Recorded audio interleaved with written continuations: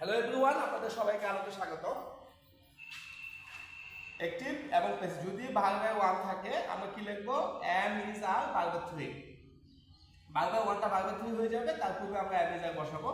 যদি ভার্বের 2 থাকে আমরা পার্সোনাল যে was হয় ভার্বের 3 বসাবো। যদি ভার্বের 3 থাকে আমরা being প্লাস ভার্বের 3 বসাবো। যদি ভার্বের সাথে ing থাকে আমরা being প্লাস ভার্বের 3 বসাবো। যদি মডাল থাকে আমরা বি প্লাস ভার্বের 3 বসাবো। তাহলে আমরা এই একটি থেকে প্যাসিভটা আমরা করে নেই। এখানে রাইস হচ্ছে অবজেক্ট, তাহলে সেটা প্রথমে আমরা নিয়ে আসব বাই মি। আই এর যে অবজেক্ট ফর্ম সেটা হচ্ছে মি। এখন এটা ভার্বের 1 এ আছে, আমরা সেটাকে ভার্বের 3 লিখে দিব। রাইসের সাথে am is are, রাইসের সাথে is বসে খুব সহজে এটা ফলো করে আমরা খুব সহজে একটি থেকে প্যাসিভ করতে পারবো। Thank you all.